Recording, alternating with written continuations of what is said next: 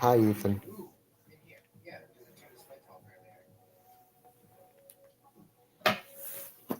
You ready for a big night tonight? Gonna be watching a lot of trailers and possibly some R. Kelly stuff tonight. Also, I might change the background of this because I I don't like the background of this. So I might change that. I can I can change it to like a Ukraine thing. Born ready. That's what I like to hear.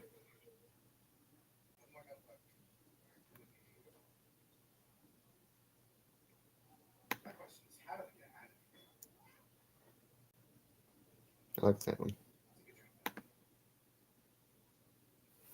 I'll keep this one. So, well, I might want to wait till more people get in. We'll definitely watch that new Dungeons and Dragons trailer tonight. I don't really care for it, but I mean, if I have any D&D fans in here, we'll watch it. I might text Aiden and ask him if he wants to watch me stream it. I know he's a big D&D fan. Gotta find him. What do you want me to watch, Ethan, other than R. Kelly?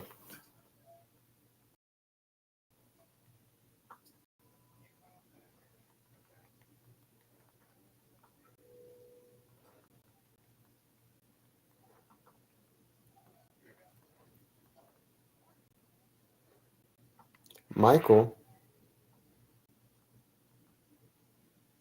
Hold on.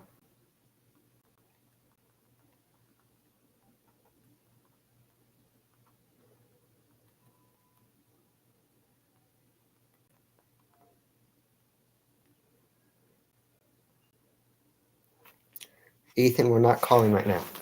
And Michael, yeah, we'll watch the trailer.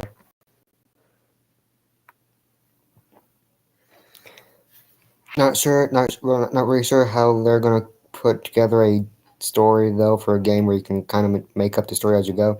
That's what I was thinking about too, because there really isn't like a big story.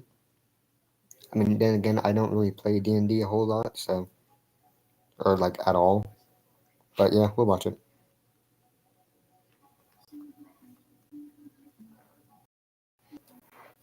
We'll watch it real quick. I haven't watched it at all. I was actually waiting for them to watch it. So, also, if you guys can like let me know if like the volume audio works, because we were having some problems last night. So,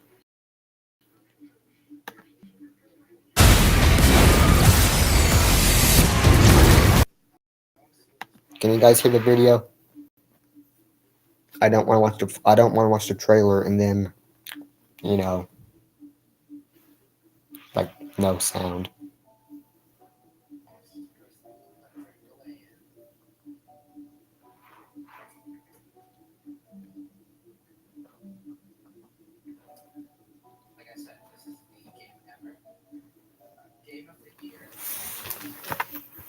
Yeah, we can hear it. All right, good. I have hearing damage. Ethan, I'm sorry. All right, let's get into this. Now, full disclosure, if there's like a big reference or something that I don't know, then like I apologize. But like I'm not like the biggest D&D fan, so I guess Chris Pine is in the movie. Is that Chris Pine? Yeah, it is Chris Pine. Okay, let's get into this.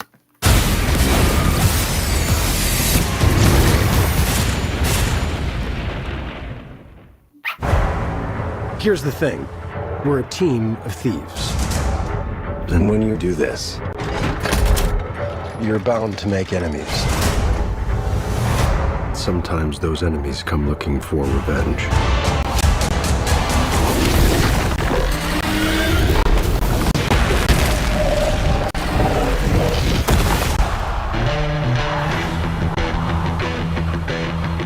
Truth be told,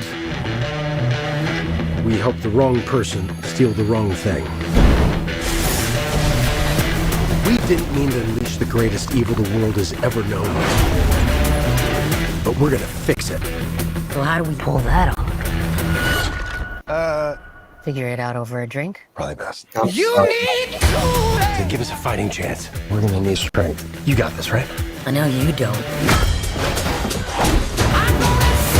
We also need courage, magic, and you.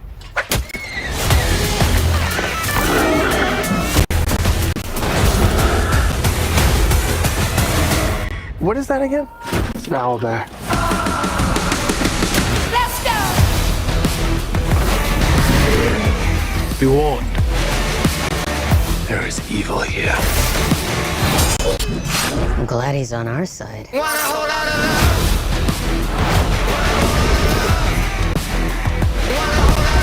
This one's dangerous. But whatever happens,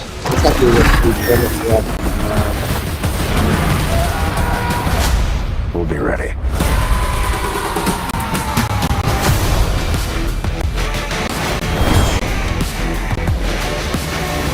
What is it exactly that you bring to this? I'm a planner. I make plans. You've already made the plan, so If the existing plan fails, I make a new plan. you make plans that fail. No, He also plays the lute. not relevant.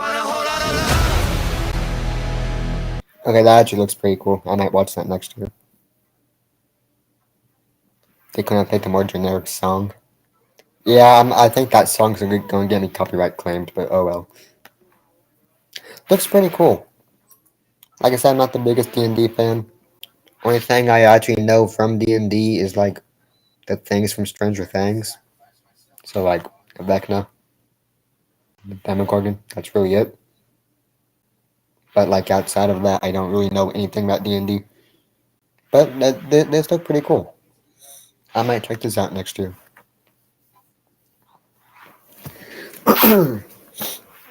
That was one of many big things that came out tonight for Comic-Con.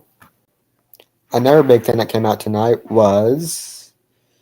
Hold on. I'll share... Oh, hold on. Let me get on it real quick.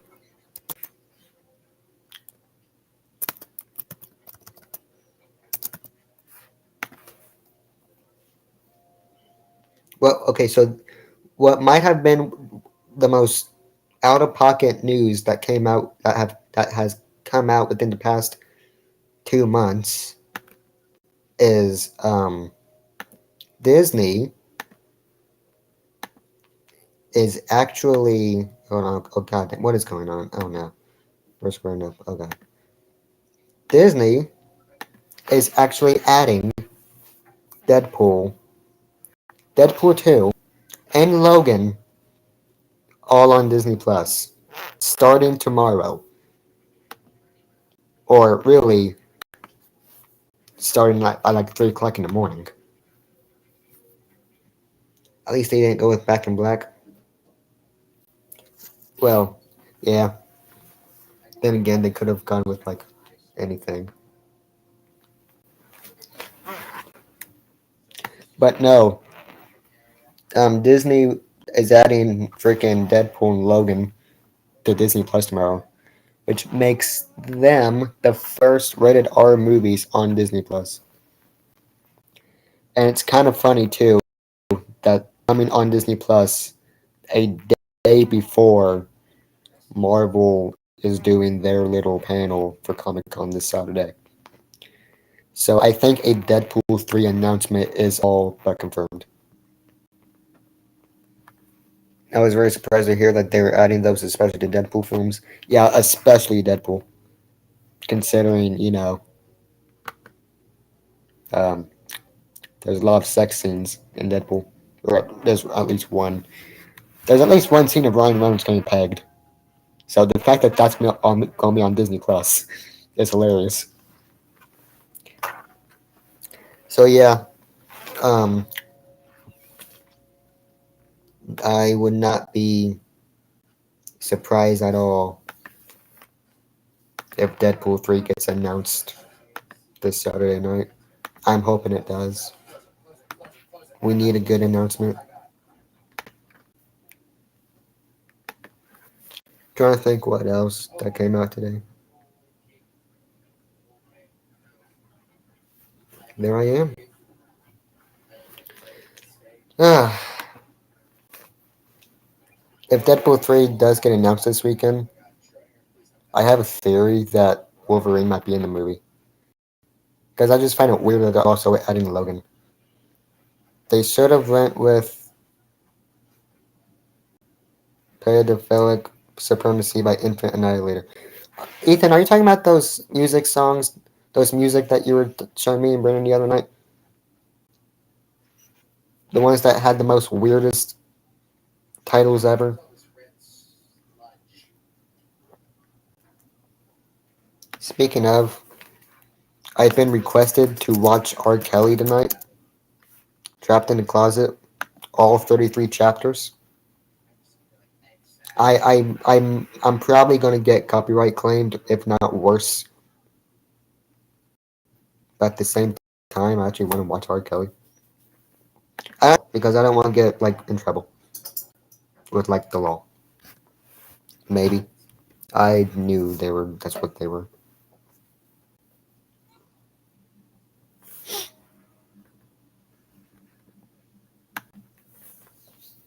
Ugh.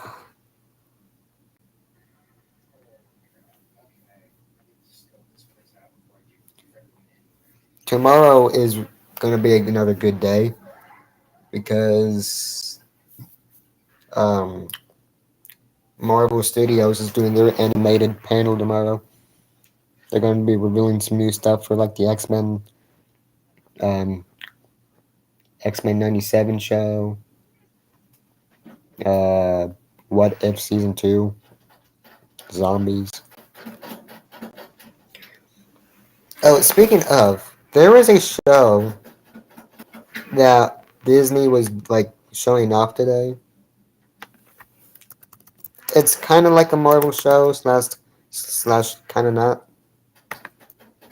Anyway, it got announced, and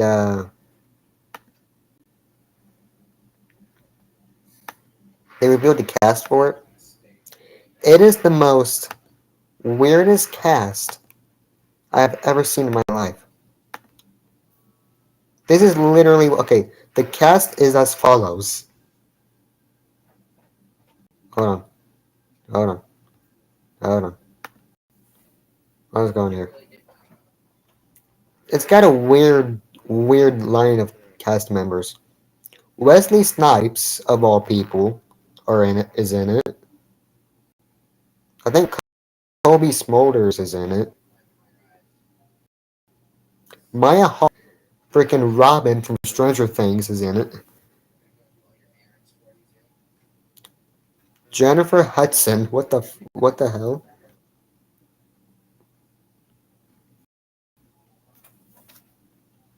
I'm probably gonna watch it because it does not look that appealing to me at all. But that's just me. But I respect the grind. I respect the list. Ethan, do you really want to call on stream?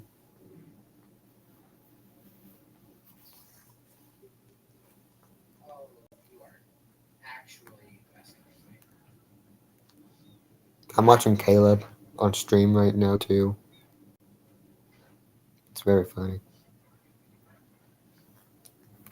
I don't know if I want to watch all 33 chapters of. I gotta buy the last 10. Bruh. What the hell?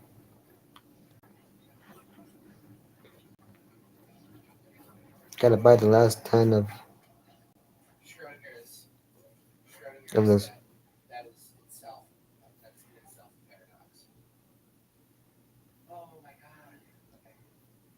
Ethan, we can watch Charlie's video on R. Kelly if you want. Oh yeah, I guess Henry Cavill was coming back as Superman.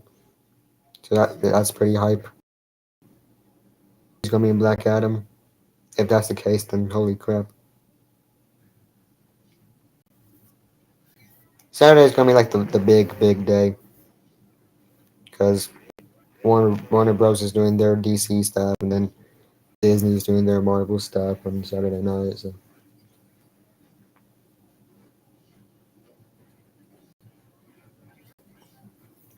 I swear, wasn't there another trailer that I was going to watch tonight? I swear there was something else I was going to talk about tonight that got announced.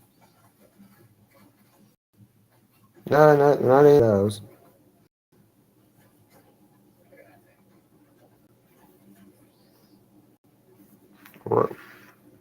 What was I gonna? Okay, I forget. There was something else that I know I was gonna talk about. We already talked about Deadpool and everything being on Disney Plus.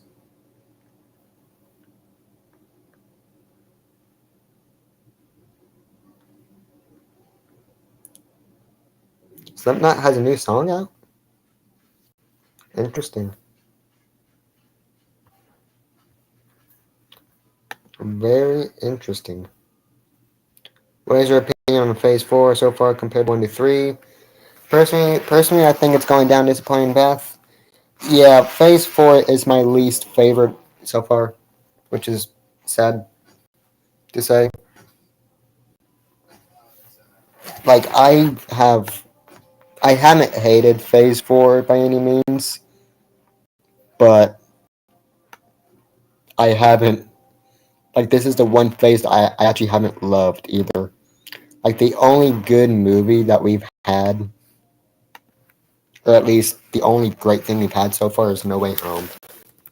Hold on, let me pull up the full Phase 4 list. Because I want to. Thanks, Michael, for making me want to go down this rabbit hole of freaking Phase 4. Because you're gonna make me go on a rant. We should get Brandon up in here so we can join my rant. Alright, yeah, we'll just look at this real quick. Ethan, don't worry, we'll do R. Kelly in a few. Gonna share my tab real quick. Blah, blah, blah. And then here we are. Alright, so we are up to Black Panther 2 right now. We went through Black Widow. We went through most of the Disney Plus shows. We got now left is She-Hulk, Secret Invasion, in the bottom list. And I'm sad to say that most of this has not been good. Black Widow was okay at best. Shang-Chi, while I thought was okay, I do think it is forgettable. Like, I don't remember a whole lot from that movie. Eternals sucked. I did not like that movie at all. No Way Home was great. Doctor Strange I thought was good. Thor was good, I thought. I gave it like an 8 out of 10. Doctor Strange got a 7. I'm skeptical of Black Panther 2. I'm mildly excited for Captain Marvel 2. Wait. Hold on. I'm skeptical of Black Panther. I'm mildly excited for Captain Marvel 2. Guardians 3, I think, can save Phase 4. Blade, I'm really skeptical and optimistic of. Quantumania, I hope is good because apparently MODOK is going to be in it, so that's hype. Fantastic Four, we don't know anything about that movie, but I hope it's good. As for the shows, WandaVision I thought was decent. Falcon and Winter Soldier, apart from Sam suiting up as Captain America, it really didn't do it for me. Loki really good, I thought. Always good to see Tom Hiddleston as Loki. What If, I did not like What If at all. I did not like What If at all. Miss Marvel, surprisingly better than I expected. But the only big thing that I liked from Miss Marvel was the fact that they retconned her into being the first mutant in the MCU. So that's nice. Hawkeye was majorly disappointing. I was very disappointed with that, especially with Kingpin. She-Hulk, I don't have much hype for She-Hulk, unfortunately. Moon Knight was great up until the finale. The finale just sucked. But I like Moon Knight overall. Secret Invasion, I'm skeptical of. Ironheart, I am not hyped for ever.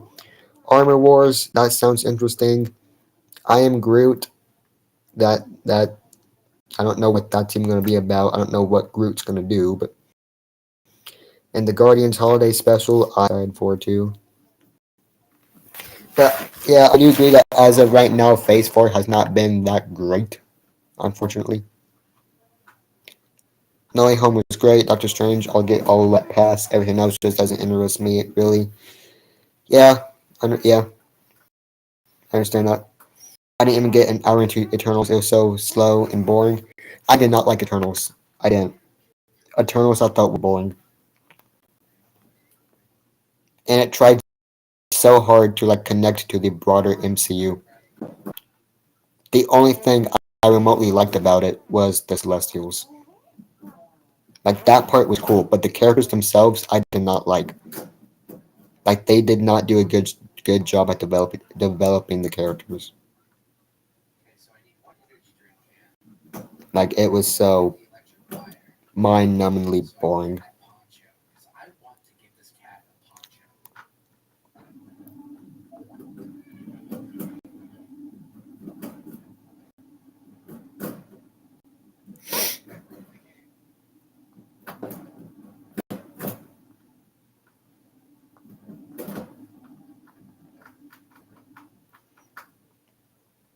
Oh, I gotta do a text message real quick.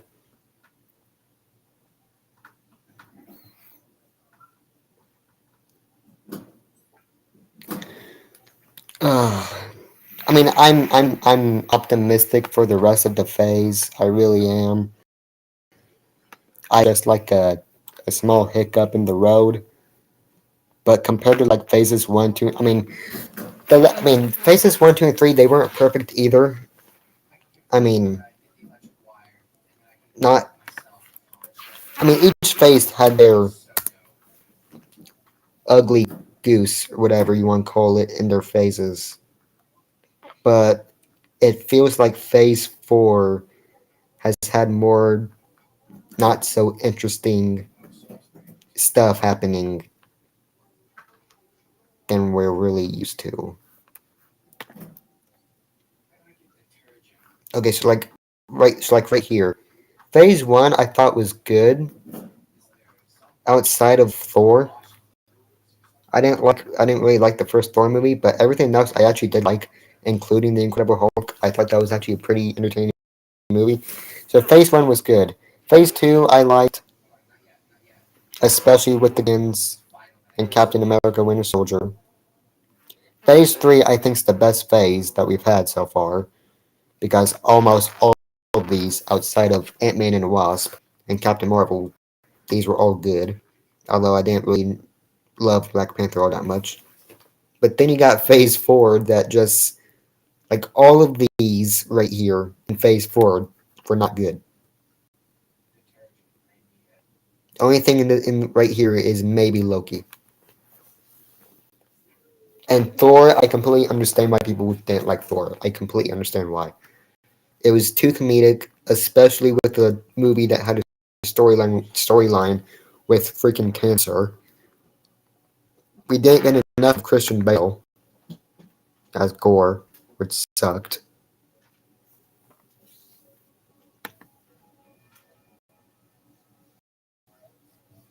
Plus kind of like Kang the Conqueror, we don't know who's like the big bad. Like we don't know what the overarching story's going to be, and it sucks.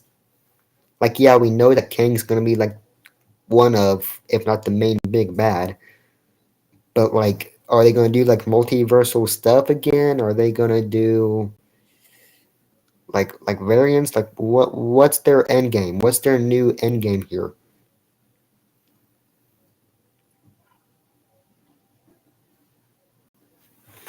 Like I don't understand.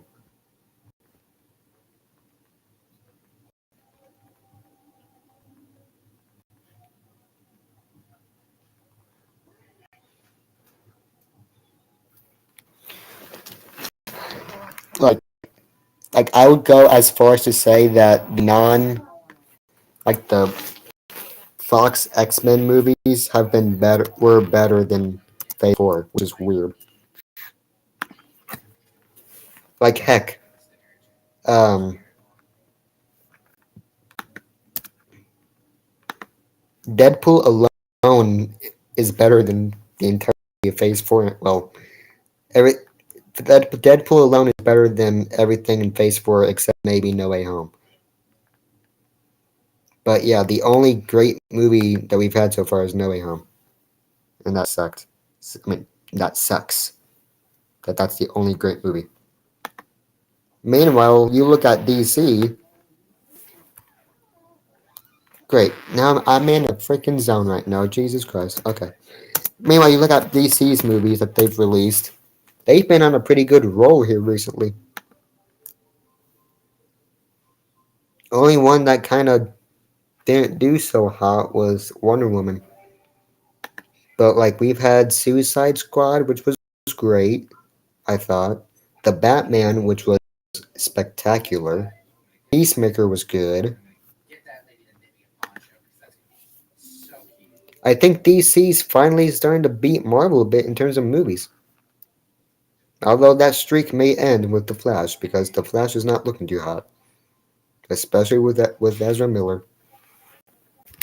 Which is funny.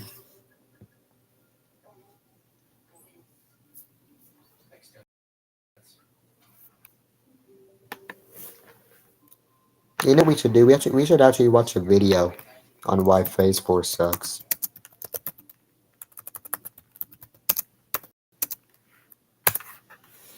Like, I'm not saying Phase 4 is bad. I'm not saying that it sucks or anything. Or, like, it's just, like, the least interesting.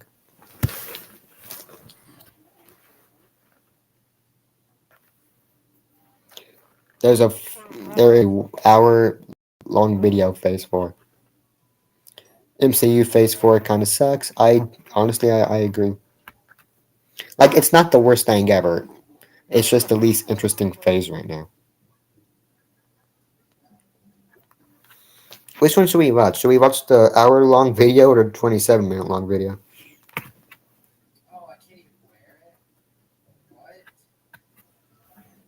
Let you decide. Oh wow, no one's watching. Bruh.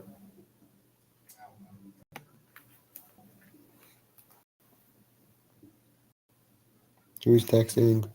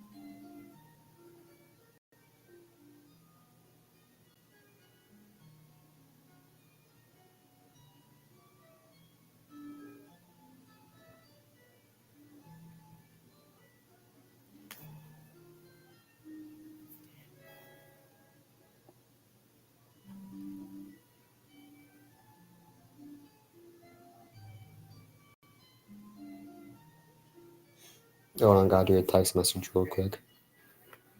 Let's see if anyone's.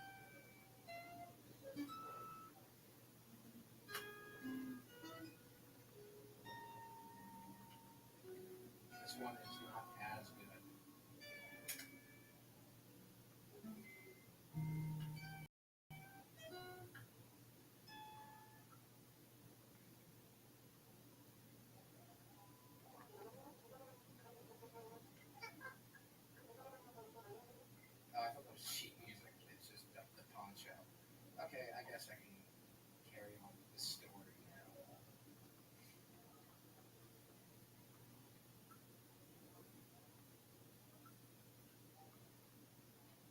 Hi, friend. Bro, everyone left. I'm so sad now. What the hell?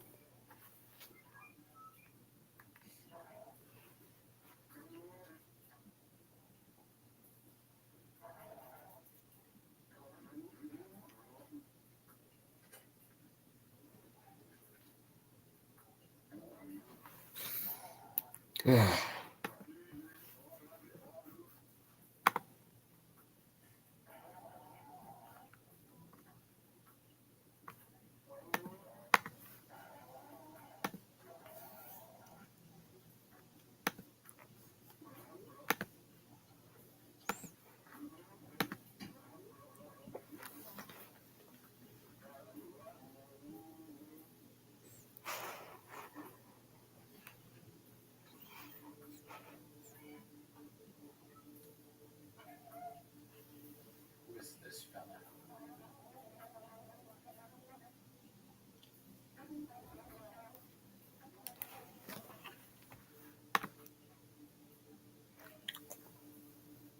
That's cat language for I don't give a single.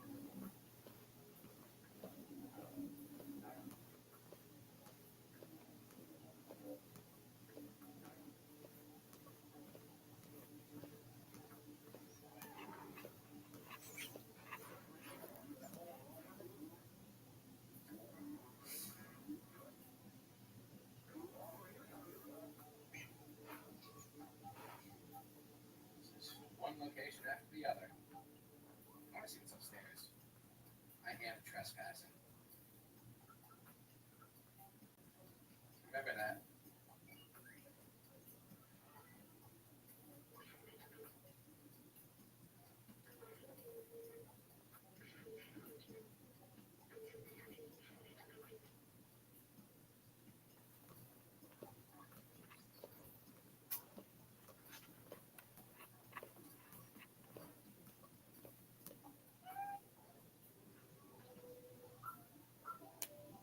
Sheet music.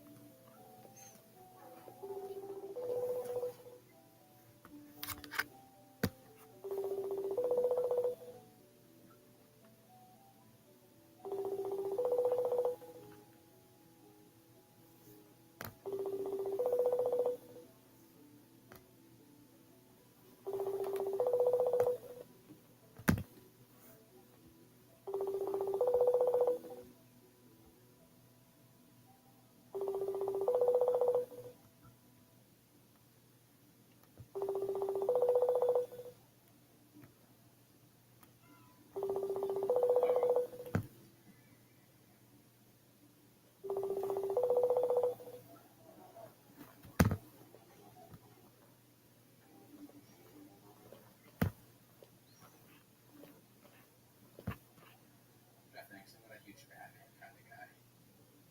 That is what he said right now. I guess that joke doesn't really work if you aren't the one reading it.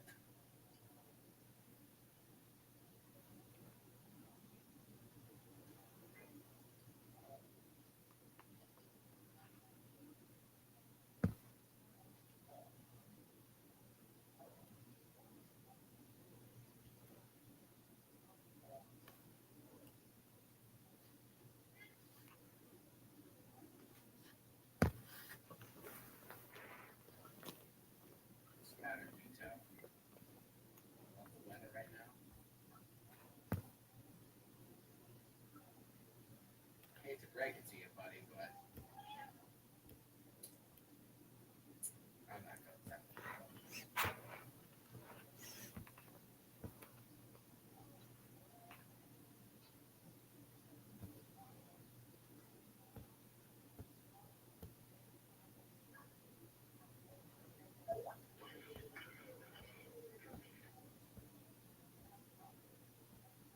Probably where? I don't know where he went.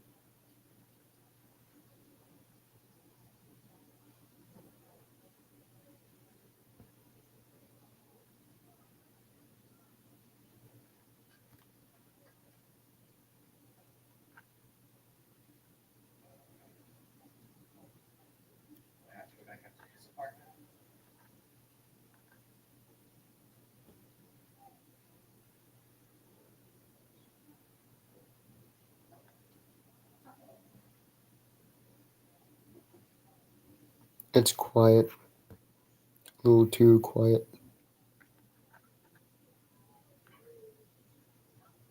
That's a good book. Outsiders.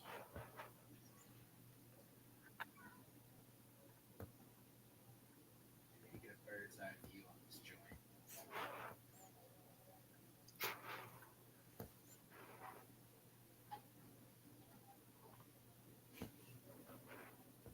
Is that him?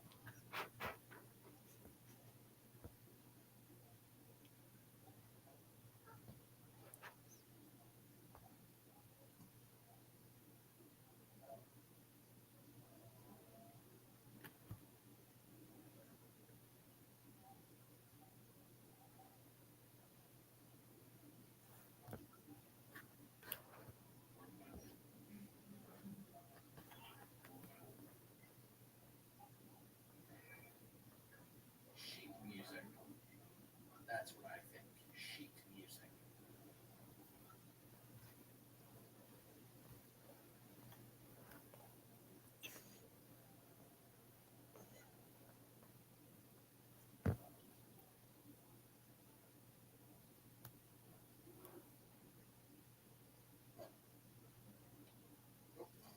There we go.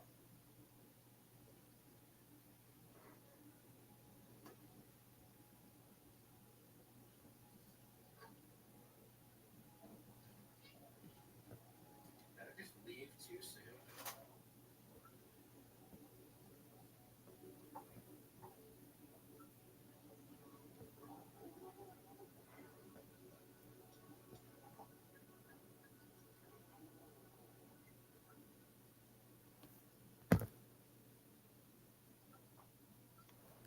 Where did my friend go? Sheet music.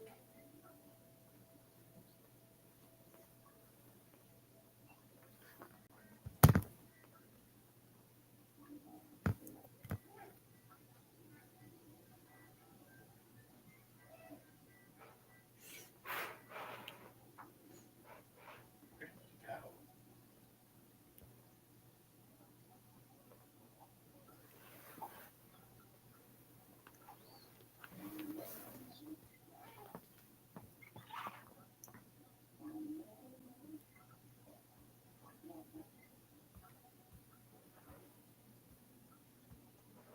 This is where I broke the game.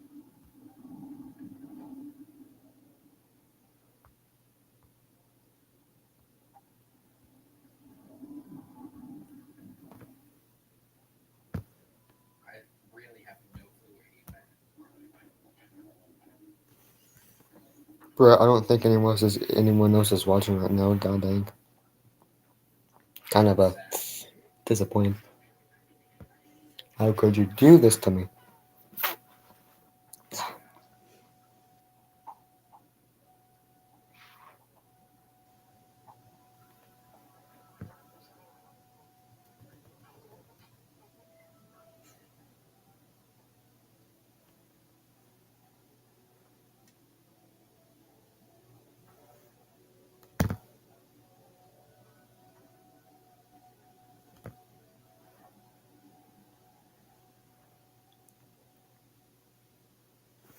Hey, we have a viewer back. Let's go.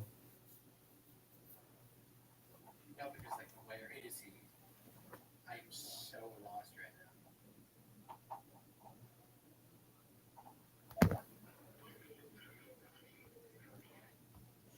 We got a viewer.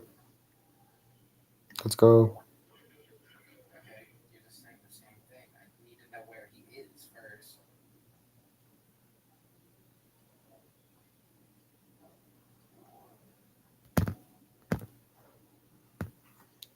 Oh, we don't have a viewer anymore. Damn.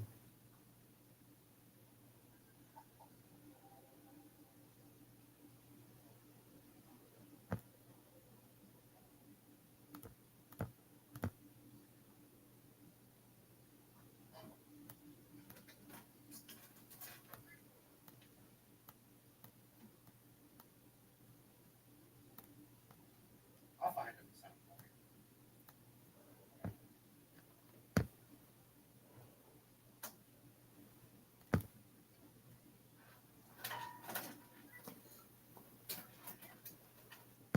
Swear to God, if my bunny just starts eating her stuff again.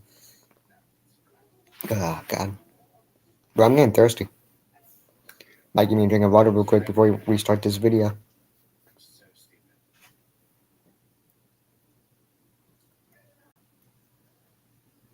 Maybe. I don't know. Which video should we watch? I don't know if I want to watch the 1 hour one.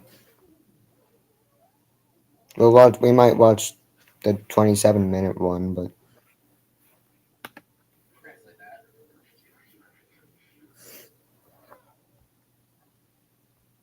I don't know if I can sit through an hour. And I kind of want to do that's more recent too, because this was like 6 months ago. I want to do the more recent one, I think.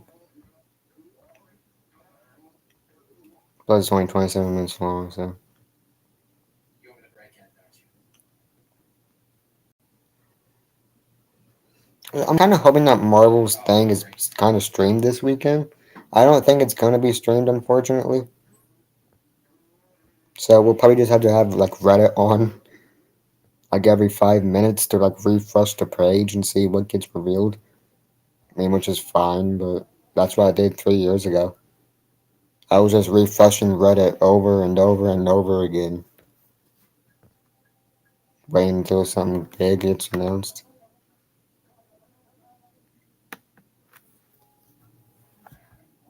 Let's find out, Seamus. Alright, let's start this video. Actually, I'm gonna actually alert my. I'm gonna text someone real quick, tell them I'm about to watch this. The clock. Somebody messed with the clock. I got my phone like up against my computer, so that's probably what you guys are hearing.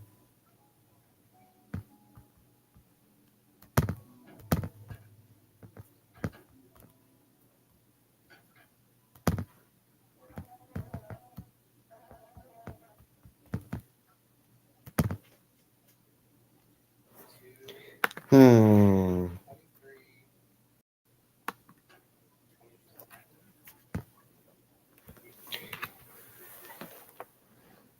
23. Caleb, it's 2511. Come on, Caleb.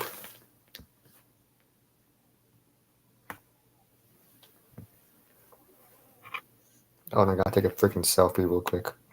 Why do I gotta take a selfie?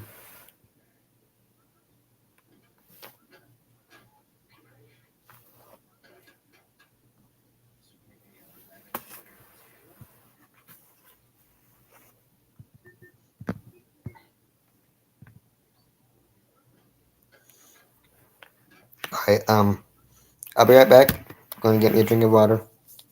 I'm like dying of thirst. I might go use the bathroom real quick too. So hang tight. We'll be right back. I wish there was a way I could like. Yeah, I'll do it later. We'll be back.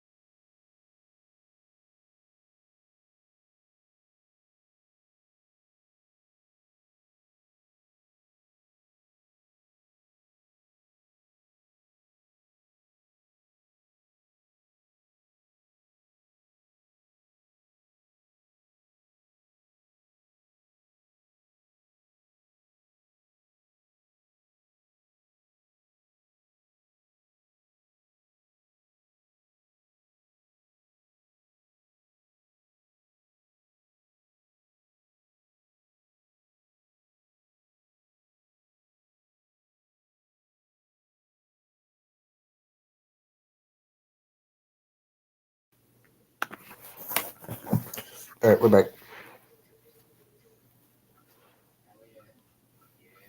We are back.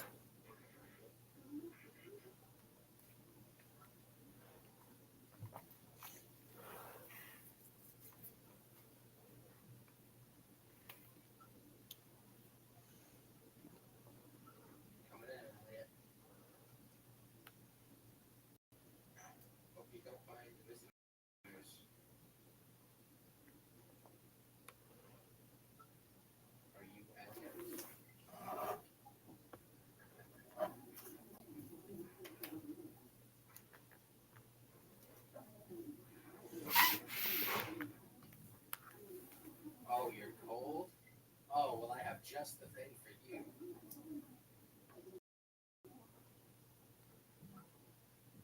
Thinking ahead, guys. It gets you places.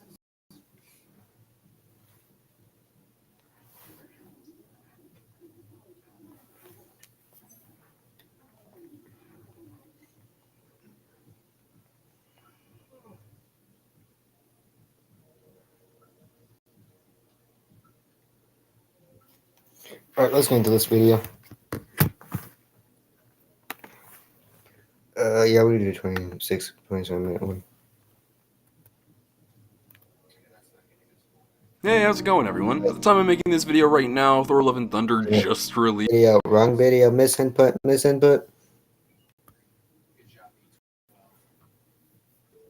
Calm the fuck down. Misinput. Here's this one right here.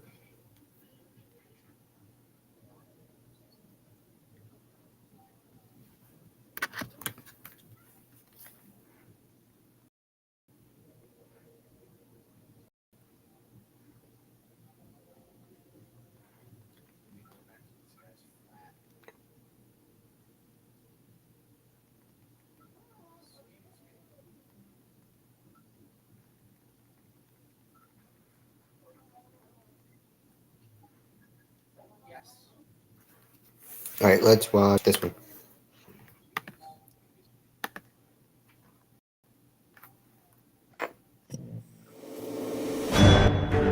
The Marvel Cinematic Universe has been in pop culture for so long that it's hard to remember a time when its mark on the film industry wasn't blatantly obvious. I was born in 2003 and I was 5 when the first entry to the soon-to-be expensive franchise released and ignited the spark that would later build into one interconnected timeline. It'd never been done before, to have all these characters with their own standalone movies come together in one climactic event. It was a feeling that's hard to come across now, that you're witnessing the— To this day, I still say that the first Avengers movie is one of the best MCU films today.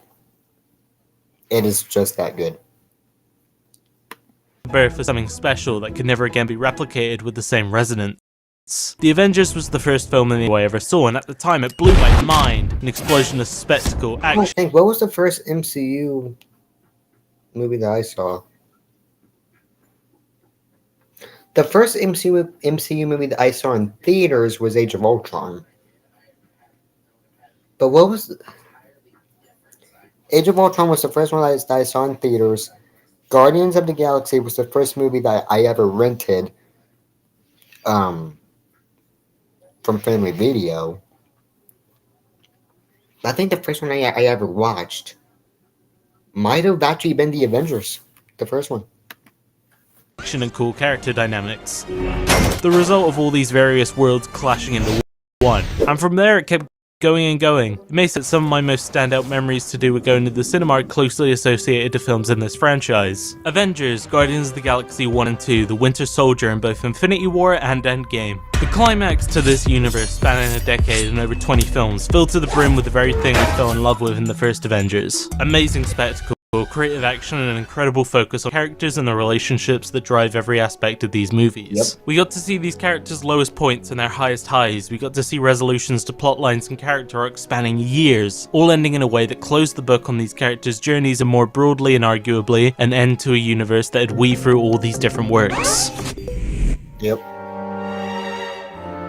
But nothing ever truly ends. The MCU is the largest film franchise on the planet. Star Wars got decked in the fucking mouth by Marvel a million times over. Every film garnering profit, a passionate fan base, and a practically unlimited stream of new content. Money speaks louder than anything else. Disney had a streaming service to push, actors to utilize, and characters to keep expanding on. To the people who say the MCU should have ended after Endgame, I agree, but you're stupid. These movies make more money than any other film in the industry, and the MCU has more characters than the ones that are swimming with the fishes alongside Topher Grace and Bullseye's baseball coach.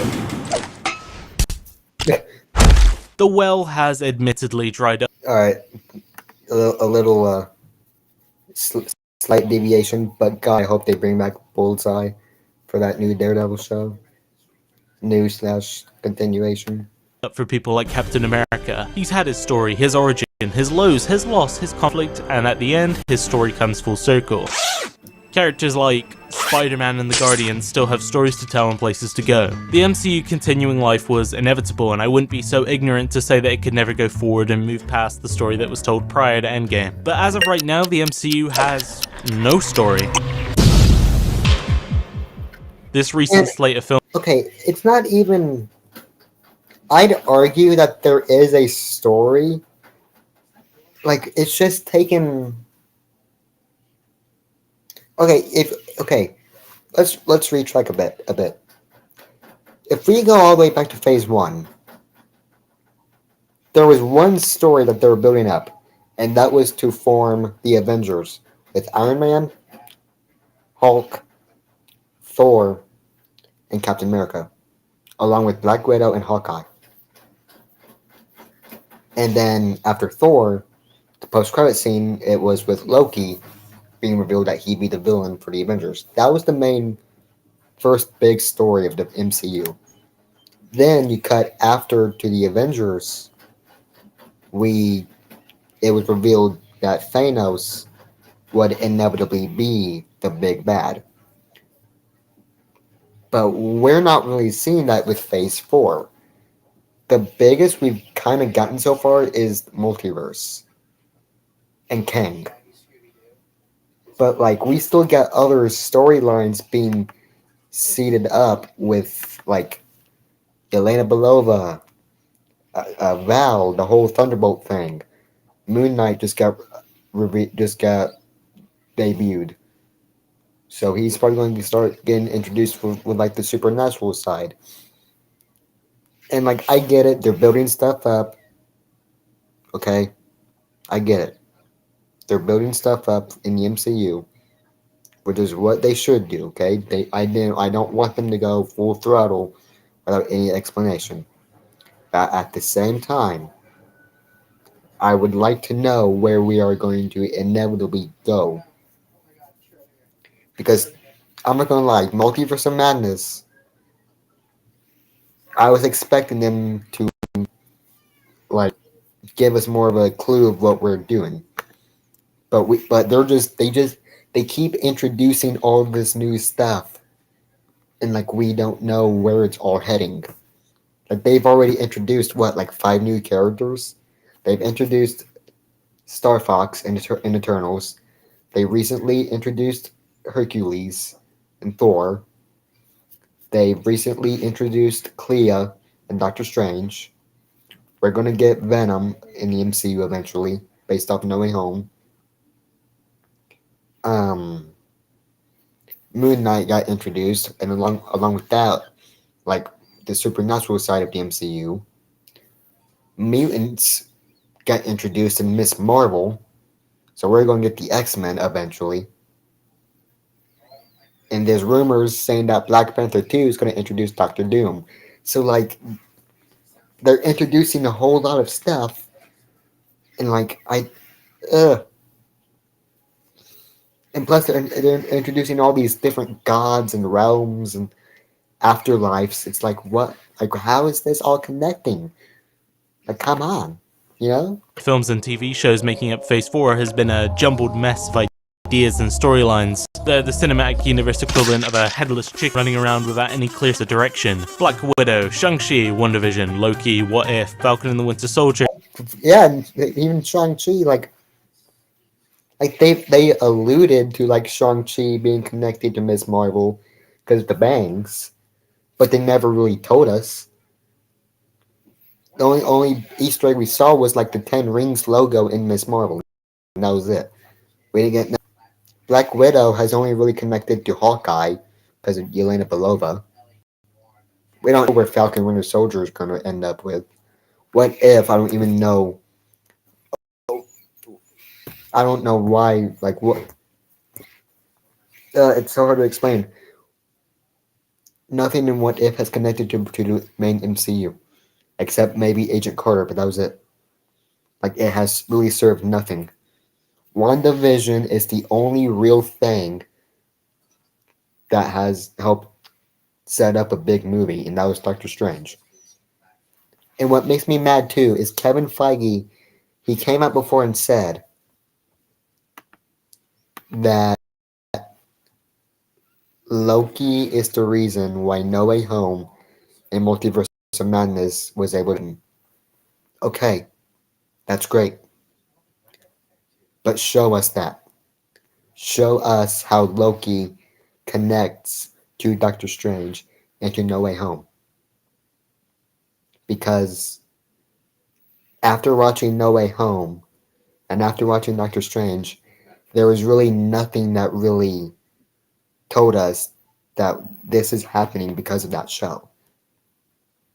Now, yes, you could argue that when Doctor Strange screwed up his spell in No Way Home, due to the main timeline being screwed up from Sylvie, that allowed Toby, Andrew, the Green Goblin, Doc Ock, that allowed them to all cross over. Yes, we could argue that. But there's a difference between headcanon and actual canon. We have to see how exactly this all connects. And plus, like the variants too. Why is it that Loki had different variants, had variants that looked different than Loki? Wait, no, hold on. No, that's not what I'm trying to say. No. The variant problem, there isn't no variant problem. I don't know why I was trying to say that there was. Okay. But the real problem is just connectivity. I don't understand how this all inevitably connects. At least with at least when we had like Ant-Man, Guardians, Black Panther and everything, we all knew how this was going to connect. Ant-Man was being set up for Civil War. Guardians was going to be set up because Gamora is Thanos' daughter, and then we're going to have that dynamic. Captain Marvel was going to be set up because she had connections with Nick Fury back in the 90s. That's how they were connecting that. But how does like Black Widow connect to Loki? How does Shang-Chi connect to What If? You guys you get what I'm trying to say? Like I don't understand. I don't get it. Eternal, Spider-Man No Way Home, Hawkeye, Moon Knight, and Doctor Strange in the Multiverse of Madness are all projects that are a part of this new direction that the Marvel Cinematic Universe has been following, and I don't fuck with it.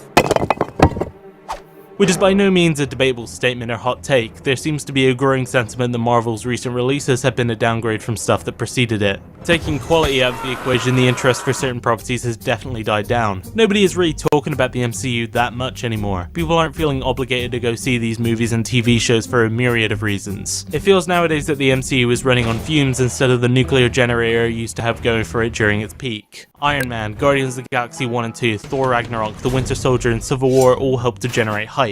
Not just because they're great setups for future movies or great culminations of years of continuity, but because they were just generally great movies. I can't speak for everyone, but for me, my interest in the MCU and its content is motivated now from a place of obligation. Like, oh, there's a new Marvel movie coming out, I'll watch it so I'm not behind or missing out on a good 30 minutes of conversation with somebody. That's another thing too. If you asked me like a year or so ago, I would have said that like I don't think that it's become like a job, But with the amount of stuff that they have released, and again, this goes back to my oversaturation, like the too much problem. It feels like there's too much stuff, and plus, like like Marvel, like they're making it seem like that we have to watch all these, which eventually, when everything does start connecting, we'll have to watch everything. But like, still, it's like okay, with Doctor Strange, there is like I think the list came out, the watch list for Doctor Strange came out like before the movie, and it was like you got to watch the first Doctor Strange movie, you got to watch Infinity War, you got to watch Endgame, I think, you got to watch WandaVision, and then said that you had to watch What If. You didn't really have to watch What If to understand Doctor Strange. You didn't have to even watch, and like half the stuff that it said you had to watch to understand Doctor Strange, you didn't have to watch. Like at the very least, watch WandaVision and the first Doctor Strange. Like everything after, you don't really need to watch.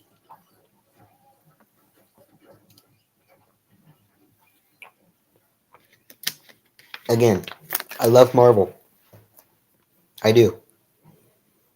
I love the MCU. If someone knows me, like they'll tell you that I am a big Marvel fan. But even I can admit that they're having problems right now.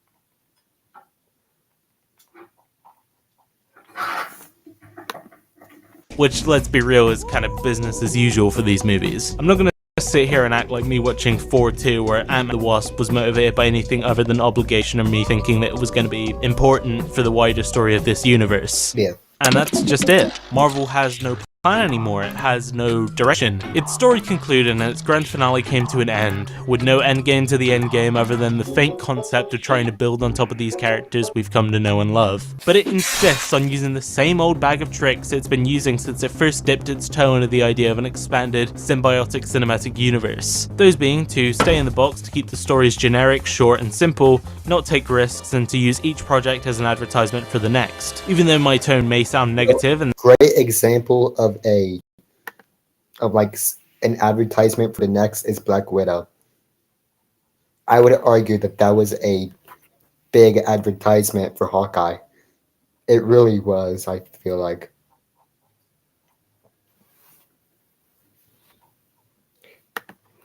that's because, well, it is. For the most part, I don't think Marvel Studios was making a wrong decision in taking this to its life. Many franchises have come and gone due to doing too much too fast, but Marvel had an advantage over the rest of them in having a grand architect to steer the ship in the right direction and make sure that everything was up to code. Kevin Feige knew that having a strategy and taking it slow is what would pay dividends in the long term. So the idea was formed that sets of movies would be organized into phases, highlighting a specific arc and purpose to the overall story they were telling. Phase 1 was Iron Man, the Hulk, Iron Man 2. Phase 1 was about forming the Avengers.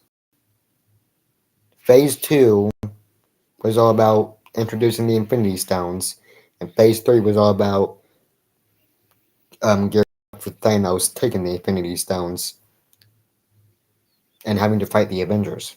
Like that's how it all connected. Phase 4 is like Phase 1 again,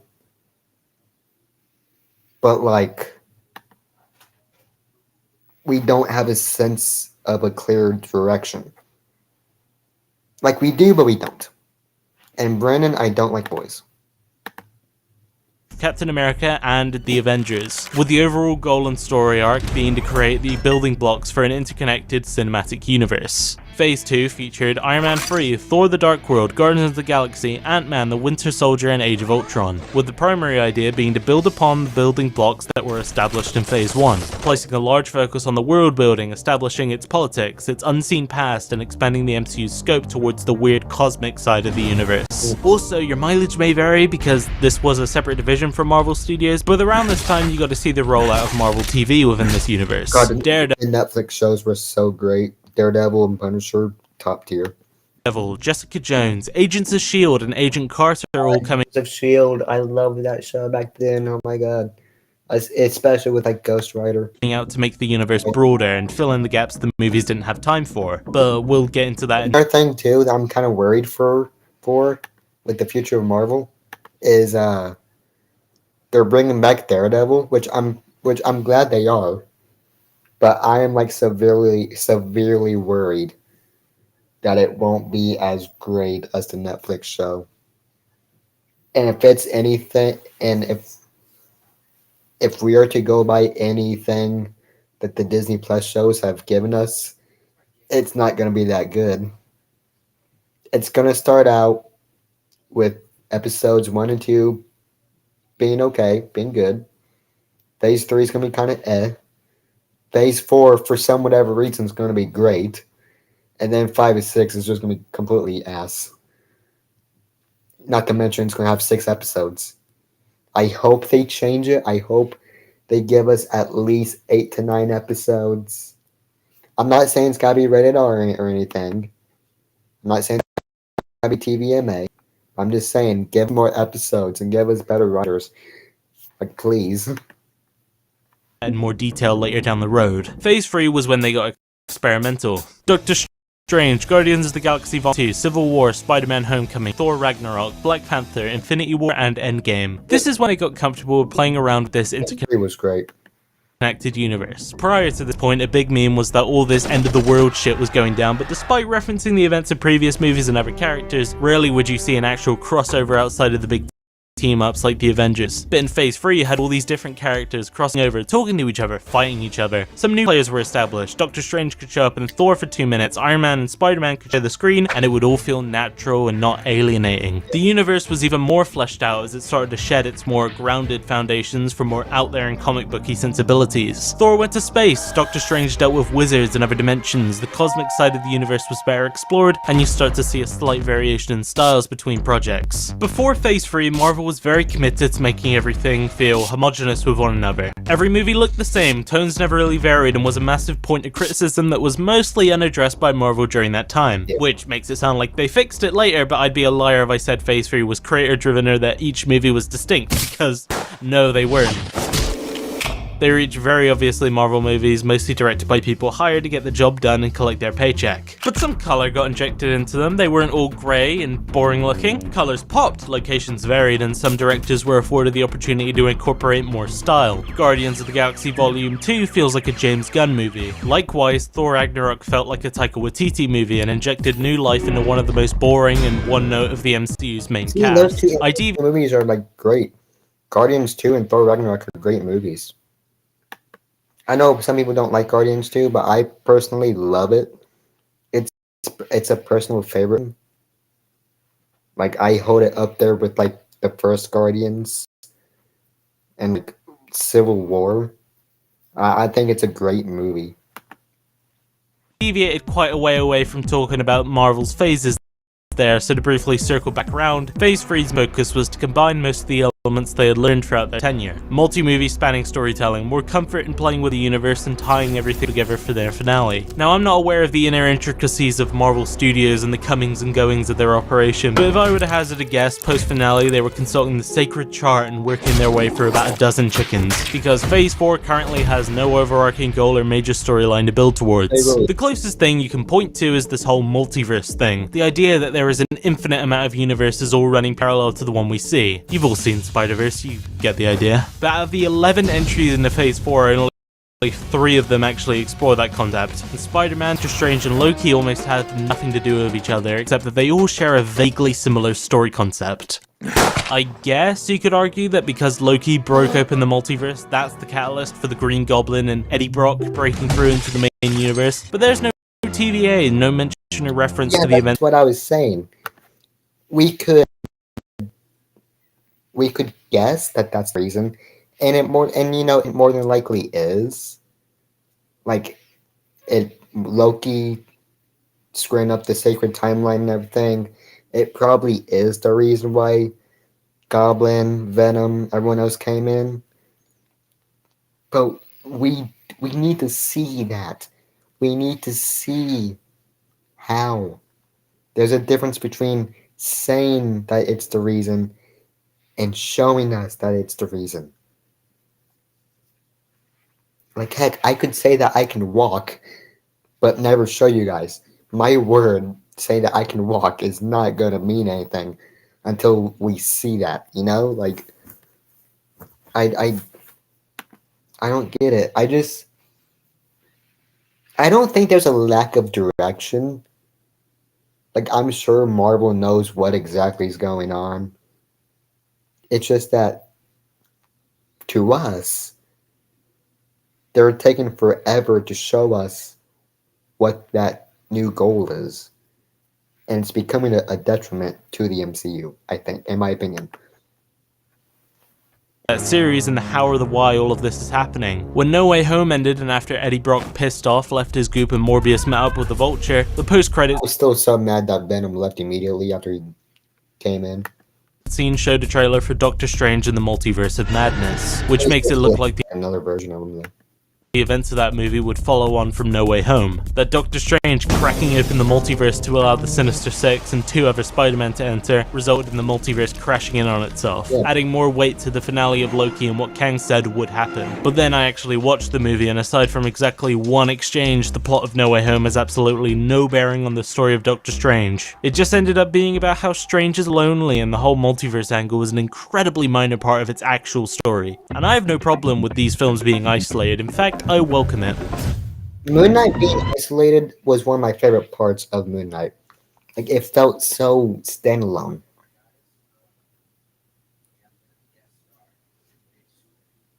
Like, it didn't really... Like, I don't know how to describe this. It was its own thing. It didn't need to rely on, like, references or cameos. Moon Knight was its own standalone thing, and that's what I liked about it. And if the finale, if it had stuck the finale, Moon Knight would have been my favorite show.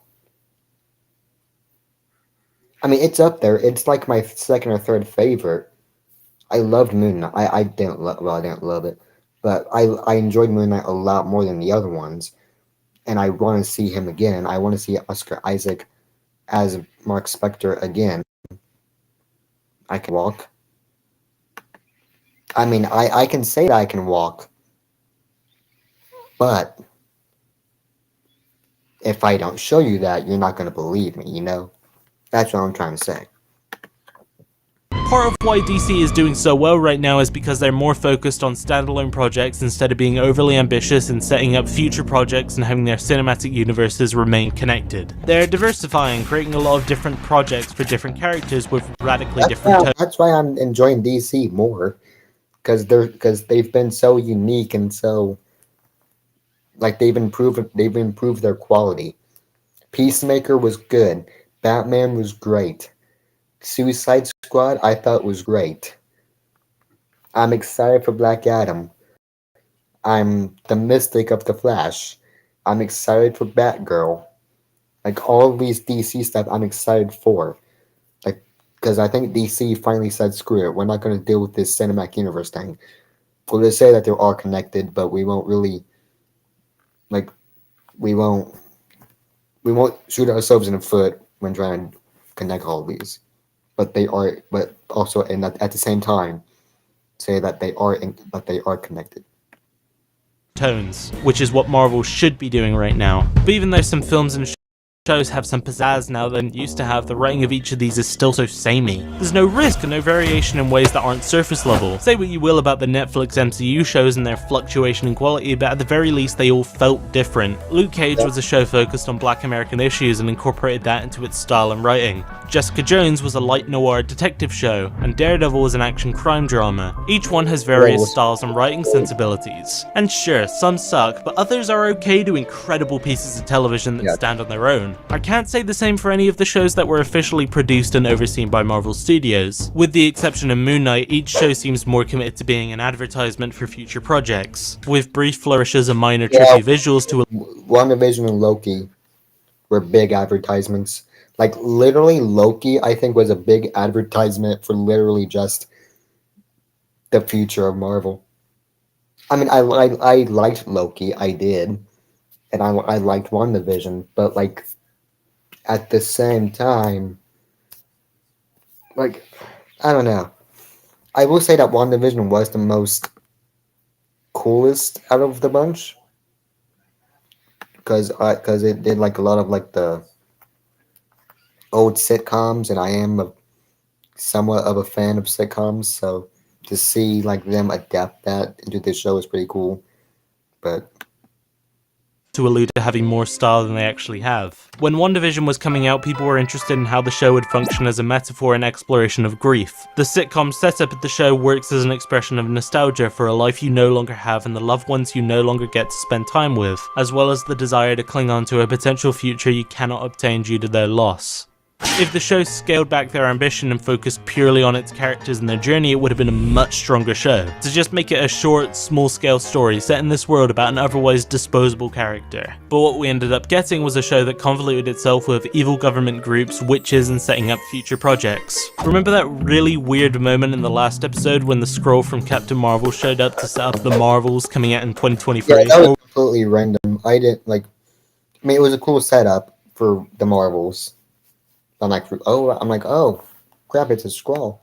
When Wanda had her peaceful little cottage in the forest with her astral form menacingly studying the Necronomicon to set up Doctor Strange vs. Madness, releasing in May of 2022. Loki and the Falcon show had the same issue, where both felt like ads for the next few films, filling in the blanks that would otherwise go unexplored. Loki opened up the multiverse and set up a new villain in Kang, who will be returning in Ant-Man and the Wasp: Quantumania coming 2023, and the other one transitioned Falcon into Captain America, and set up a bunch of other eventual characters, movies, and storylines that will be expanded upon in later MCU ventures. Yeah. As I said, the overarching storyline for Phase 4 seems to be the multiverse, but we got a bunch of other threads on top of that. The multiverse feels like something that's thrown in to be an excuse to shove in other characters or variants of things we know. Yeah. Andrew Garfield Spider-Man, Patrick Stewart Professor X, Ben Affleck Daredevil. But there are other stories at play as well. In addition to the multiverse, you also have the Thunderbolts, who so far consist of John Walker from Falcon and the Winter Soldier, Black Widow's sister, and as far as I know, that's it so far. Initially, thought they'd be used for an Avengers thing, but recently it was announced that a movie centering around them will be released, so the whole concept reads as throwing shit at the wall to see what sticks. You also have the Celestials set up in the Eternals and will maybe leak over to the Guardians films, and there was also That's what I'm trying to say too. There's so much side stories, like with the Thunderbolts, with the Celestials, with the like gods, with the realms, with the dimensions, with the afterlives. There's just so much. weird tease with the sword and blade at the end of that movie. It's all a big mess, and I don't necessarily have an issue with having... It's like, we don't know when we're going to see these new characters again. We don't know when we're going to see Dane Whitman again. We don't know when we're going to see Star Fox. We don't know when we're going to see Clea. We don't know when we're going to see Venom again. We don't know when we're going to see... Oh, who else? Hercules. Oh, yeah, Hercules. It's just... Or heck, even the Eternals. Where have they been? Like, they had 1 3-hour movie, like they just vanished. Like, okay. Small storylines within one big story. In fact, I'd prefer it. I want smaller contained stories, but every one of these, the impulse to try and shove in some kind of teaser crap. The films in phases 1 to 3 did the same thing, but those movies had a defined end goal and a big bad to build up to. Like, yeah, 4-2 was a disposable nothing movie, but it showed off and established the reality stone that gets used in Infinity War, and that was pretty... Dark World, Thor 2 at least had great moments of Loki. Loki was absolutely great in that movie, though, I will say. Important. Doctor Strange was a pretty mid-film, but it had the time stone in it, established its rules and implemented a character that would serve a major role in future movies. But this multiverse through line seems very ill-defined and doesn't really seem to be building to anything other than to maybe bring in the X-Men or completely reboot the franchise. Same goes for all the other things going on. The Marvels and Secret Invasion are apparently going to be showing off the development of a Skrull invasion in the Marvel Universe, and I can't see how that will have anything to do with anything, or really have any place in this universe other than being an excuse to have all these... now is just feels like nothing but side quests. You know, like it just feels like nothing but side quests right now. And I just wish they would just I just wish we had like a full on list or something that told us where we're heading and how long it's gonna take us to get there. Because you would think that with Disney Plus we'd get there a little bit quicker, but it feels like it's taking us longer to get there. We're like 15 plus projects into Phase 4, and we still don't know where we're heading yet.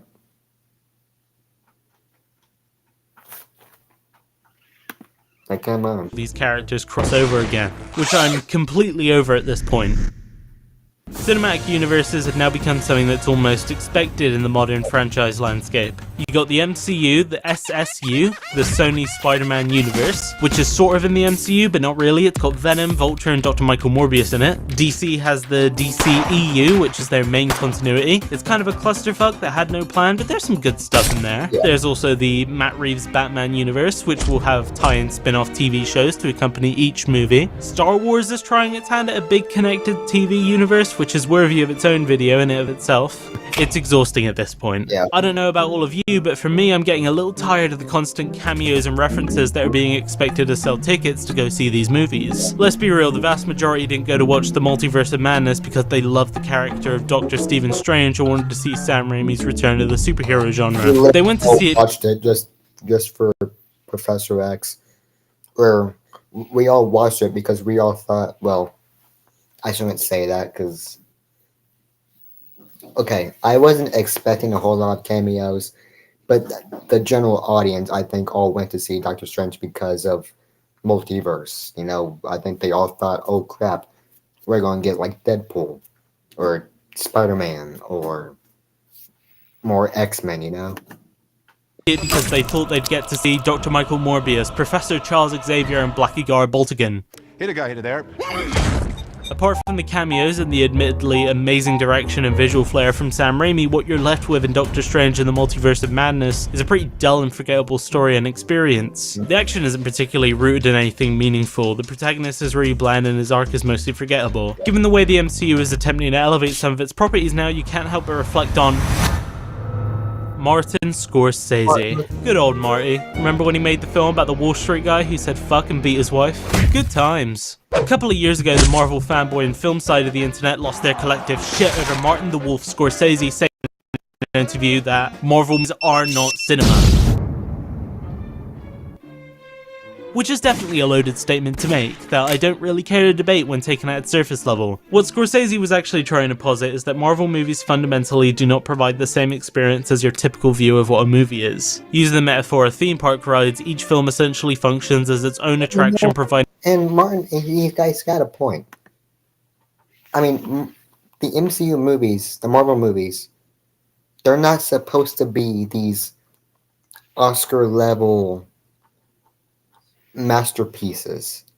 They're literally just made to have a fun, good time at the movie theaters for 2.5, sometimes 3 hours. It is an actual theme park, but a movie franchise theme park. And I don't think he meant anything bad by that. I don't think he meant anything insulting by calling Marvel a theme park, because that's what it is. That's what these movies are. They're just fun, popcorn eating, action-packed movies that have a nice little fun puzzle to them all. You usually have a good time with them. That's all these are. They're not supposed to be these Oscar-level masterpieces of art. Like, I think that that's it. There's nothing wrong with that. Same thing with DC. Same thing with Star Wars. You know, like the stuff that we love: Marvel, DC, Star Wars, Stranger Things, Transformers. They're not supposed to be Oscar-level masterpieces. They're literally just theme parks, and there's nothing wrong with that. There really is nothing wrong with that statement. So, like, yeah, I agree. Finding brief bursts of dopamine.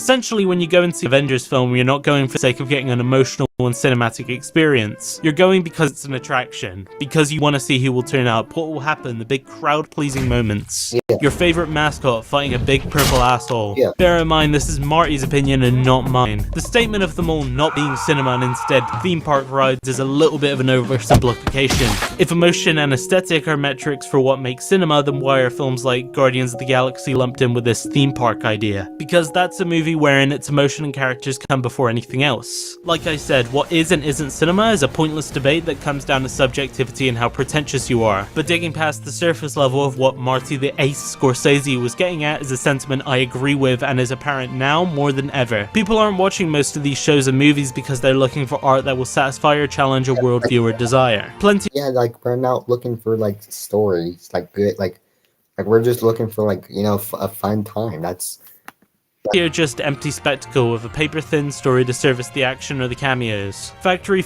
filmmaking is a real thing, and if there's one thing Martin's right about is that it's an incredibly damaging precedent for the industry as a whole. When referring to the current oversaturation of the superhero genre, Martin Scorsese said,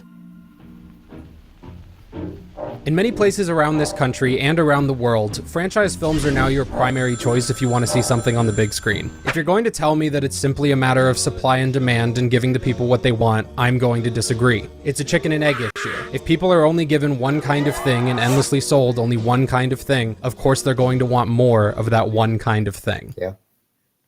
and I tend to agree. It's too much, it's unhealthy for the industry, and it's unhealthy for our minds. I'm by no means immune either. I went to see Doctor Strange because I didn't want to be left behind with the rest of the world and because I was interested in the cameo potential of the film. That She-Hulk show looks really lame and kind of bad, but I'll see it just because I want to see Daredevil show up. So many of these movies sell their appeal on that promise. And, like, okay, like the new Echo show that's coming out next year from Marvel.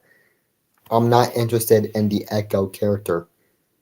Like, Hawkeye did a horrible job at trying to get me interested in the Echo show. The only reason why I'm watching Echo next year is for Daredevil and Kingpin. She-Hulk, I like She-Hulk as a character, I do. But same thing, I'm only watching it for Daredevil. I'm only watching it because I'm remotely interested in Abomination. Because we haven't really seen him since Incredible Hulk. Even though he had a slight cameo in Shang-Chi. Promise of somebody significant or somebody who will be significant showing up. I think a lot of the things Martin Scorsese said about Marvel is kind of misinformed and hyperbolic, but honestly, the metaphor comparing the MCU to a theme park is a perfect analogy. When making this video, I went back to see a couple of older MCU releases, chief amongst them being Iron Man 1, the first Avengers film, and Avengers Endgame, which are an interesting selection because it shows a massive divide between Marvel in their beginnings to Marvel at its peak of success. Marvel had taken a massive risk in starting this whole cinematic venture initially. The company was in debt, and unless their name was Spider-Man or Wolverine, nobody gave a shit about giving some obscure comic book character a chance in their own movie. Yeah. So Iron Man was a very risky film. Nobody cared about the character. It was coming out at a time of steep competition and had lofty aspirations to be much bigger than its one movie. A risk that was worth $525 million in the entire Marvel catalogue. So what you're left with is a movie that feels bizarrely out of place when contrasted with the rest of the MCU's content. It didn't sell itself on its IP. Its lead actor was someone who had a spotty reputation and wasn't well known by the general public. It didn't sell itself on cameos and Easter eggs because they knew nobody would care about showing off Nick Fury or S.H.I.E.L.D. It was a movie that wanted to be a big summer blockbuster that would attract a general audience and leave a lasting impression. Even today, the movie has a lot of stuff in it that is sorely missed in its future entries. The actual Iron Man suit still looks amazing. For 2008, it really does. That a movie made in 2008 looks better and holds up better than a movie about, like, Thor that just came out a couple weeks ago is kind of mind-boggling. Like, Iron Man looks way better here than he does in Infinity War and Endgame.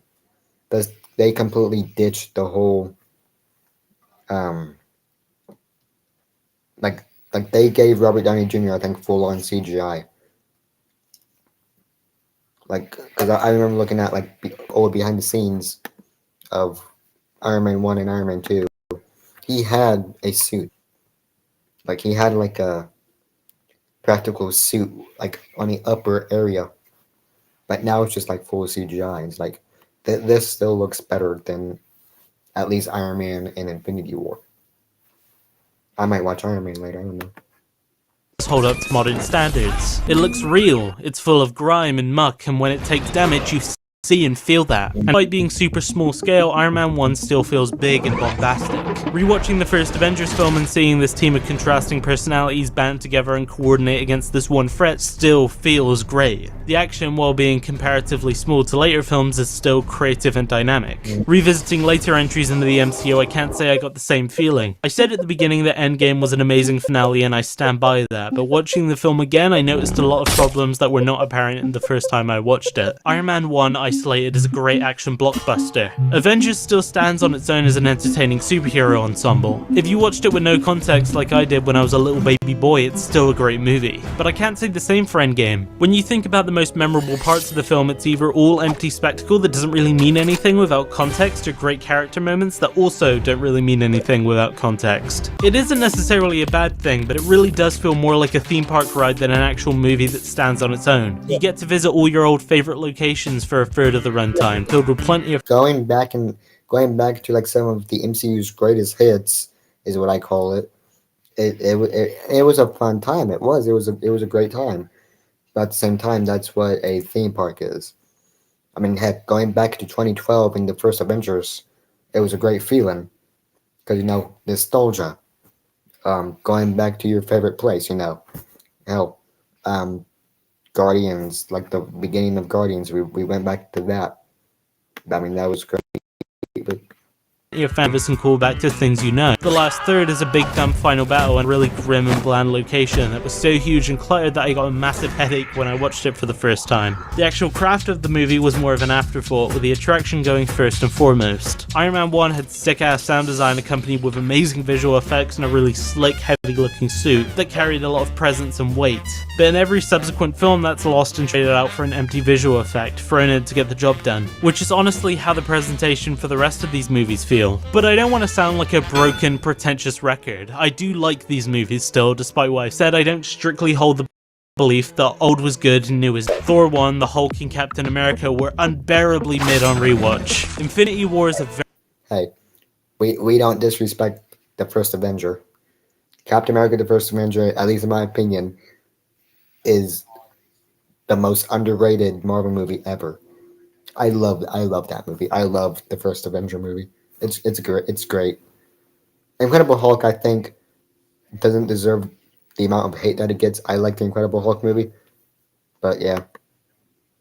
very good movie and balances being a great event as well as being an amazing movie, with a strict focus on one character, as well as an amazing screenplay that leaves you satisfied. I talked a lot about the idea of these movies being made as theme park rides and why that's kind of lame, but there's good ways to do it and there's bad. When talking about a film that sells itself purely on attraction and cheap dopamine rushes, no movie exemplifies that more than No Way Home. It didn't become one of the highest grossing movies of all time because it was groundbreaking or because it was directed by John the Man Watts. It was because it had a lot of the things you knew in it, as well as a character that no matter what... It had, the nostalgia, it had fan service.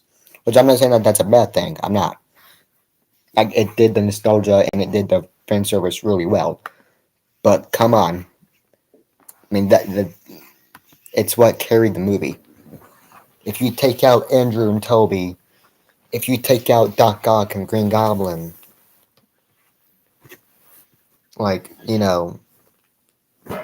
if they had gone with the original plan and made Kraven the Hunter like the villain and everything, it would not have made $2 billion or something like that. It wouldn't have been like one of the most highest grossing films of all time. The sole reason why it made so much money was because of Toby, mainly because of Toby and Andrew, and plus of the old returning characters. That's why. And it did a great job at it. It was a great movie. what people will want to see. But despite that, No Way Home remains probably the best entry in Phase 4 due to the way it actually uses its nostalgia fanbait to inform its story. Yeah. Doctor Strange had a lot of empty, vapid callbacks and setups that are the very worst of what I'm talking about. No Way Home having all these different villains from all these different movies actually means something. Yeah. It tests Spider-Man's values, gives him some loss and challenges that change him and his world in a very substantial way. It's a genuinely good Spider-Man movie that isn't concerned with advancing the trajectory of the MCU and more so is focused on No Way Home. If you look at it from a standalone point of view, it's still a great movie. It's still a great movie. Even on a standalone point of view, it's a great movie. Like the guy said in the video, it doesn't try to build up to a new movie. It builds up to make Tom Holland's Spider-Man actually Spider-Man. Because we see at the end of the movie, Tom Holland, he's all alone. Peter Parker, he's all alone. He's in an apartment. No one knows him. And that finally leads him to be the friendly neighborhood Spider-Man that we all know and love. Now, there's rumors saying that they're going to completely undo all of that, which I hope they don't undo all that, but we'll see. But as of right now, No Way Home is a great movie, even in a standalone point of view. advancing its lead character and taking him in a new and interesting direction. It is set in that universe, but unlike other movies, it isn't overly reliant on that continuity. Yeah. What references the movie does have to the wider universe come about It because really they didn't do much of it. It didn't really rely anything in terms of references to past MCU movies. I mean, it did for the old Tobey Maguire movies and Andrew Garfield, but it didn't rely on referencing Endgame or Infinity War all that much, diegetically fit into the direction of the story instead of being a baseless reference or member berry to a thing. No, it's there are links and callbacks, but the movie isn't wholly dependent on it. I've said this before, but if I had it my way, these shows and movies would go back to what they were at the beginning. Small-scale, isolated stories focused on its characters within one continuity. At this point, I feel it's hurting the MCU more than anything to double down so hard on setups and trying to cling on even harder to everything being linked, but with no variety whatsoever. Moon Knight was a show that severely disappointed me recently. A superhero in this universe suffering with dissociative identity disorder, burdened with being the glorified hitman to an Egyptian entity was a really interesting concept, and one that to my knowledge is very well explored within his source material. When marketing the show, Disney advertised that it would be returning to Iron Man 1's roots, in that its priority would be in introducing and establishing its title character, in favour of using them as a vehicle to set up something else, going as far to say that the project would be mostly unrelated to the broader MCU. And credit where credit is due, it lived up to its promise of not being burdened with constant nods to the Marvel Cinematic Universe. And that's what I really enjoyed about Moon Knight. It truly felt like the first true standalone MCU movie. If you told me, if you were to lie to me and say that Moon Knight is not in the MCU, but it's still a Marvel produced show, I would have believed you. Because there was little to no Easter eggs or nods to the previous stuff. I don't think there was even even a slight I don't think anyone actually mentioned anything in terms the Avengers or anything like that. Universe, as the show was practically devoid of any of the desperate references films like Eternals felt the need to shove, revoked because it refused to take advantage of that fact. Something I loved about the Netflix shows is that even though they took place within that continuity, they never felt hampered by it. When disconnected, they can tell much smaller stake and personal stories that you never see adequately represented within a feature-length blockbuster with the Marvel label on it. Moon Knight, and more generally the rest of the Disney Plus shows, should be doing smaller stake stuff like The Defenders, but they don't. There are elements of focused character exploration in there of very questionable quality, but mostly the shows are all of massive stakes equal to the movies. stop an all-knowing, all-powerful agency that are restricting free will and essentially killing dozens of worlds. Prevent a terrorist organization from fucking up global infrastructure, all the while grappling with a legacy that is one of the primary figureheads of this universe. And stop a bizarre cult who worship a big crocodile lady from releasing said crocodile lady that will eat all the souls of everyone on Earth who isn't 100% a nice guy. And you've got to stop the Moon Knight, and you only have 6 episodes to do it, where most of it is boring dicking around, elongated to a 40-minute runtime, and having very surface-level explorations of the main themes. I'm trying really hard to bite my tongue on this show because I fully intend to make a more thorough video on it in the future. But if I were to try and distill a major issue I have with it briefly, it's that modern MCU, and arguably the MCU in general, has a real problem with maturity in their stories. And for the record, by that I don't mean I want sex, gore, and violence in all these movies and TV shows. It's not The Boys. End of the day, the MCU is a family franchise. They have their own park at Disneyland and are designed to be as broadly appealing as possible. I'm not a total idiot. I'm not suggesting the MCU goes hard on making everything R-rated. There are some characters that deserve it, and there are some who don't. The point I'm trying to make is that Marvel has been pretty cowardly when it comes to projects that deal with mature subject matter, offering either surface-level explorations or straying away from the topics entirely. WandaVision's grief stuff was cool, but after a while that slowly dissipated to make way for dumb MCU bullshit. And I don't know what the fuck Eternals was meant to be. Jesus. It's recently been confirmed that Marvel Studios will be picking... I didn't like Eternals. I think Eternals was the first Marvel movie that I actually ever said that I was completely bored. I was not entertained once for Eternals. I did not like it. I didn't like it at all. Picking up a Daredevil project for Disney+, essentially being a season 4 to the really good TV show that was canned along with the rest of the Marvel Netflix slate. And if any of the other projects so far have been any indication, it would be able to do the character justice and will skip past vital components of him. You don't necessarily need violence and death to make a good Daredevil show, but elements like his Catholicism, generational trauma, the juxtaposition between vigilantism and commitment to the system, as well as the general concept of violence are vital components that would be a huge disservice to gloss over in favor of having him fight ninjas or a weird cult. I hope that Marvel does course correct though and play to the strength of their roster. Superhero fatigue is the result of getting too much of one thing, but there are multiple different avenues for diversifying that I feel are going greatly ignored. I'm getting the feeling that the more these movies progress, the more they feel like actual comic books. Certain runs are better than others, big events are the primary moneymakers, and like a lot of comic books, when they get desperate, they start doing stupid shit like giving chances dumb ideas that are dumb like the Eternals. I'm always going to be interested in the Guardians as long as James Gunn is around, and I like the direction they're taking with Spider-Man, or at least the direction I feel like they're going. But my interest is in these characters and these directors. Eventually Tom Holland is going to stop being Spider-Man, and Guardians 3 is looking to be an end to the series as a whole. IP isn't enough of a sell anymore. The cinematic universe format is getting very dull and tired without any variety. And as individual projects, I'm not getting the same kick as I would watching any of the countless better movies and TV shows that are available. The MCU is stretching itself thin. It has too much content and the quality is slipping with each new release, fated to forever take one step forward, 2 steps back. Marvel has lost its star, its big bad, and its direction. And the attempts it's trying to make at keeping me around and ensuring I stay on this journey they're building is not working. Yeah, I agree. I completely agree. Like, I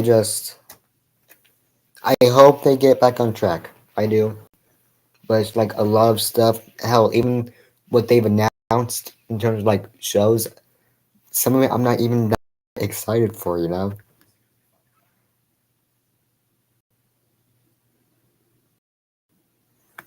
I think the big problem, as much as there being no clear plot focus, is there's no clear focus. Each project in Phase 4 is about a different character, and while that sounds exciting, it gets exhausting and impersonal quickly. Compare that to Cap, Tony, and Thor, each receiving their own trilogy and being the focus of the Avengers movies. There's no main plot to be engaged in and no main character to care about. That's another thing too. In Phases 1, 2, and 3, we knew who the main characters were. There was Iron Man, mainly Iron Man, Cap. Those were the 2 main characters that we followed through in the MCU. But here in Phase 4, we don't have a main character. you could kind of argue maybe that Doctor Strange and like Scarlet Witch could be the main character, but at the same time, no. Like, because like even in like the um advertisements for like any Phase 4 or like like anything Phase 4 related, we don't really get like a whole we don't know who the main character, like who are we supposed to be following, you know? Ah,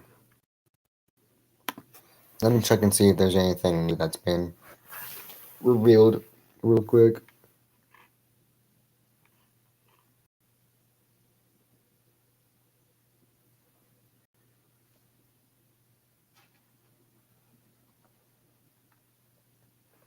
Probably charge my computer my phone real quick, huh?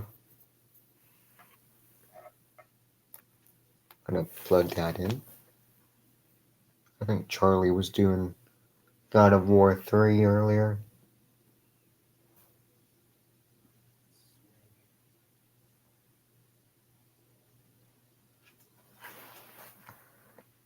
I mean, I'm hoping that like Phase 5 is better. I hope Marvel is listening to their criticisms, and I hope that they take a look at their stuff again and try to fix this, you know? But I don't know. Yeah, okay, nothing seems really new on tonight. That's probably gonna be it for me tonight, guys. Make sure to come see tomorrow. I'll be streaming again tomorrow night. Tomorrow night is like, I know I keep saying it over and over, but tomorrow night really is going to be a lot of belief. I think there will be like a lot of big reveals tomorrow night, and then obviously Saturday, that whole day is going to be pretty big. So make sure you guys watch tomorrow night. Thank you to everyone who stopped by and watched for a little bit. I appreciate it. I will see